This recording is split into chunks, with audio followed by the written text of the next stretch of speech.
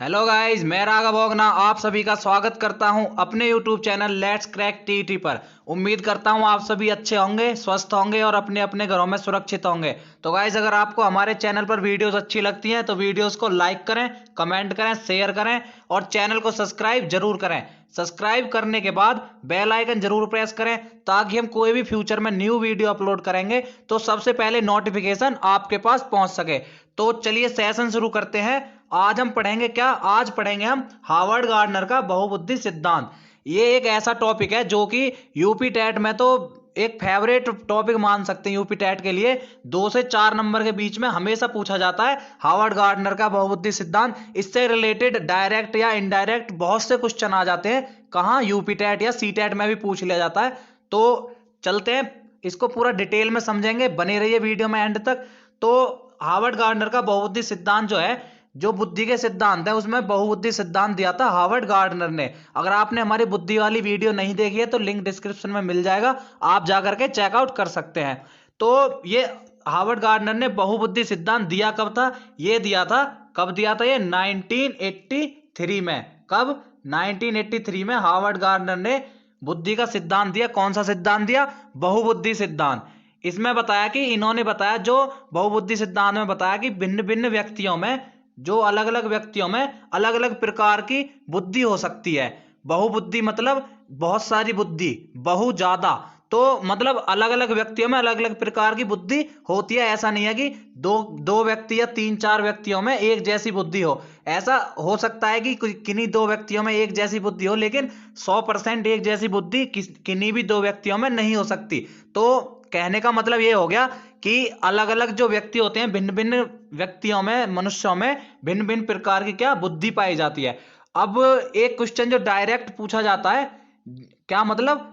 Direct question पूछा जाता है क्या कि इन्होंने एक बुक लिखी है। किसने? हार्वर्ड गार्डनर ने। अब हार्वर्ड गार्डनर ने जो बुक लिखी है, वो बुक का या तो नाम पूछ लिया जाता है कि कौन सी बुक लिखी है, या फिर क्या बुक का नाम दे दिया जाता है और पूछ लिया जाता है ये बुक किसने लिखी है। तो बुक का नाम देखेंगे, जैसा कि आप यहां देख पा रहे होंगे, क्या है? Frames of mind, the theory of multiple intelligence.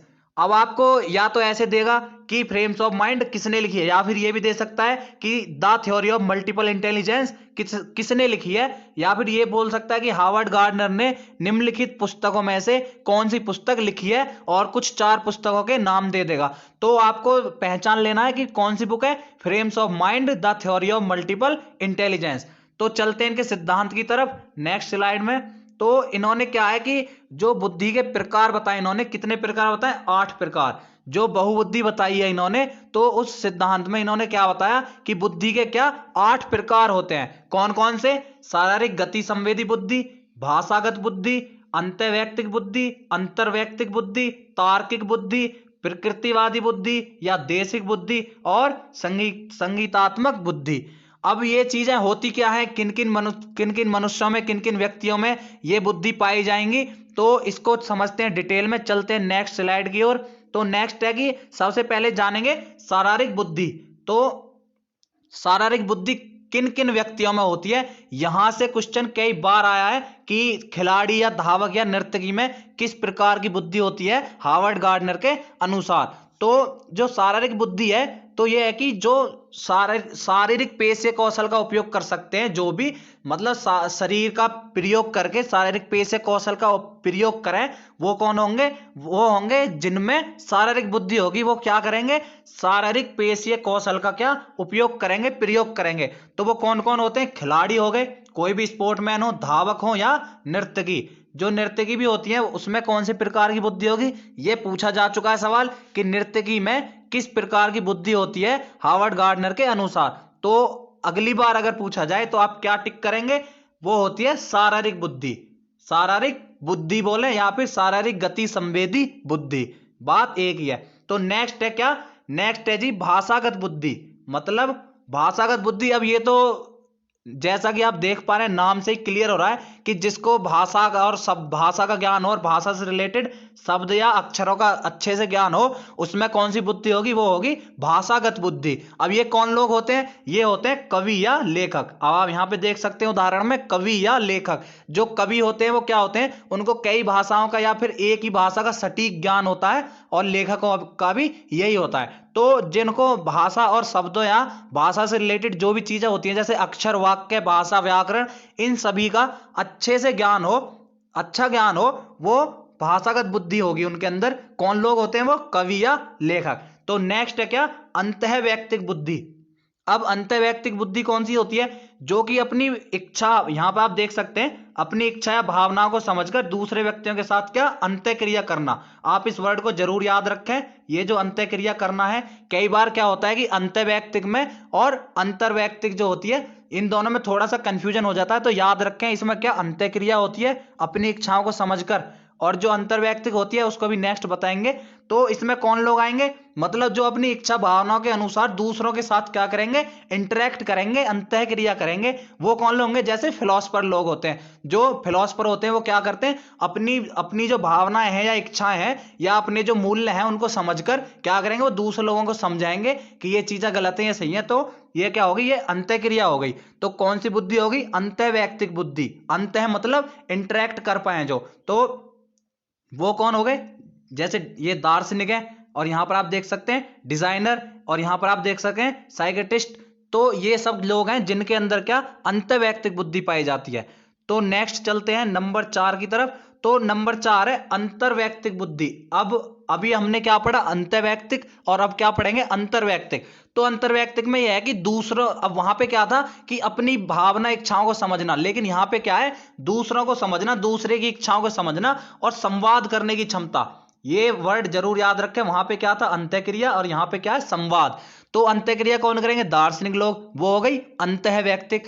और संवाद कौन लोग करते हैं? जैसे नेता, मनोवैज्ञानिक, सामाजिक कार्यकर्ता हो गए, ये सब लोग हो गए। तो ये क्या, इनमें कौन सी बुद्धि हो गई? अब इनमें हो गई अंतर्वैयक्तिक बुद्धि। मतलब दूसरों की भावनाओं को या दूसरों को समझा और उनसे क्या क्या किया? संवाद किया। तो क्या हो गई? वो अंतर्वैयक्तिक बुद्धि। तो इसमें कौन कौन आएंगे? नेता, मनोवैज्ञानिक या सामाजिक कार्यकर्ता। तो नेक्स्ट है, नेक्स्ट क्या है? तार्किक बुद्धि। अब तार्किक, जैसा कि अब जानते हैं आप, तार्किक मतलब तर्क। तो जो भी तर्क करने की क्षमता होगी जिनमें, और नेक्स्ट क्या? समस्या समाधान करने की क्षमता होगी, जो अच्छे से अपनी किसी भी समस्या का अच्छे से और जल्दी ही समाधान कर लें, उनके अंतर्गत क्या होगी? तार्किक बुद्धि होगी। तो ये कौन लोग होते हैं? गणितज्ञ। अब तर्क है तो रीजनिंग, रीजनिंग गणित, तो गणितज्ञ लोग होंगे। और कौन से? फाइनेंसर लोग जो होते हैं, ये भी क्या होते हैं? इनके अंदर भी तार्किक बुद्धि पाई जाती है। तो एक बार जो एग्जाम में पूछा गया था, एक बार नेता पूछा गया था और एक बार नर्तकी। तो ये आप याद रखें, क्या पता अगली बार गणितज्ञ या फाइनेंसर में से कुछ पूछ लिया जाए। तो सभी चीजों को याद रखेंगे। तो नेक्स्ट है, अब नेक्स्ट चलते हैं, नंबर 6 है प्रकृतिवादी बुद्धि। अब प्रकृतिवादी मतलब ये भी नाम से ही आप जान सकते हैं कि जिनको पेड़ पौधों से लगाव हो या फिर जानवरों से, प्रकृति से लगाव हो, वो कौन होंगे? प्रकृतिवादी बुद्धि होगी उनके अंदर। मान लीजिए किसी एक इंसान को प्रकृति से बहुत ज्यादा लगाव है, तो उसमें प्रकृतिवादी बुद्धि होगी। किसके अनुसार? हार्वर्ड गार्डनर के अनुसार। तो इसमें कौन लोग आएंगे? जैसे वनस्पतिज्ञ या फिर वातावरण विशेषज्ञ जो होते हैं। तो ये लोग कौन होंगे? ये प्रकृति से बहुत ज्यादा जुड़े हुए लोग होते हैं, और जानवर हो जो होते हैं, पेड़ पौधे होते हैं, इन सब से बहुत ज्यादा प्रेम करते हैं। एक अट्रैक्शन की भावना होती है इनके अंदर। तो इनके अंदर बुद्धि कौन सी हो जाएगी? प्रकृतिवादी बुद्धि हो जाएगी। किनके अंदर? जो वनस्पतिज्ञ है या फिर जो वातावरण विशेषज्ञ है। तो नेक्स्ट है, नंबर 7 है कि देशिक बुद्धि। अब देशिक बुद्धि मतलब क्या है? अगर देशिक बुद्धि को अगर इंग्लिश में जाने तो ये होती है विजुअल इंटेलिजेंस। देशिक बुद्धि मतलब विजुअल इंटेलिजेंस। ये इसका मतलब ये होता है कि कोई चीज हमने देखी और देख करके सरलता से हमने क्या किया? अपने मस्तिष्क में वो चीजें हमने बिठा ली, वो चीजें हम समझ चुके, सरलता से हम समझ जाएं किसी देखी हुई चीज को। तो ये काम कौन करते हैं? मूर्तिकार, चित्रकार या विमान चालक। अब आपने देखा होगा कोई भी चित्रकार है या मूर्तिकार है, आप उसके सामने बैठ जाएं तो वो क्या करेगा? एक बार आपको देखेगा और आपका हूबहू चित्र बना देता है चित्रकार। तो कोई भी वो चीज देख लेगा, देखी हुई चीजों को क्या करेगा? सरलता से अपने दिमाग में बिठा लेगा, समझ लेगा, और फिर वो मस्तिष्क में रख करके उसे फिर क्या करेगा? उसका चित्र बना देगा।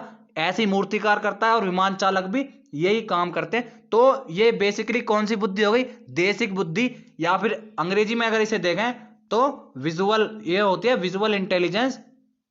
विजुअल इंटेलिजेंस बोले या फिर क्या बोले, देशिक बुद्धि। तो लास्ट जो इन्होंने बताई है, लास्ट बताई इन्होंने संगीतात्मक बुद्धि। संगीतात्मक बुद्धि मतलब अब ये भी आप ऐसे ही समझ सकते हैं, बहुत ही आसान है। जिसको संगीत का ज्ञान हो, संगीत से प्रेम करता हो, जिसको सुरताल के बारे में अच्छे से पता हो, वो क्या हो, उसमें कौन सी बुद्धि हो जाएगी, संगीतात्मक बुद्धि हो जाएगी। अब कौन लोग होंगे ये भी आप आसानी से बता सकते हैं, संगीतकार जो म्यूजिक कंपोजर होते हैं, और गायक सिंगर वगैरह ये जो लोग होते हैं ये कौन से होंगे, संगीतात्मक बुद्धि। तो ये हार्वर्ड गार्डनर का बहुबुद्धि सिद्धांत है जो अभी हमने आपके साथ डिस्कस किया। इससे 2 से 4 नंबर में क्वेश्चन पूछे ही पूछे जाते हैं हमेशा यूपी टेट के अंदर। तो उम्मीद करते हैं आपको वीडियो पसंद आई होगी। अगर वीडियो पसंद आई हो तो वीडियो को लाइक करें, कमेंट करें, शेयर करें और चैनल को सब्सक्राइब जरूर करें। सब्सक्राइब करने के बाद बेल आइकन जरूर प्रेस करें। तो मिलते हैं अगली वीडियो में, तब तक के लिए राम राम, सत श्री अकाल, अस्सलाम वालेकुम। जो भी आप कनेक्ट कर पाए, धन्यवाद।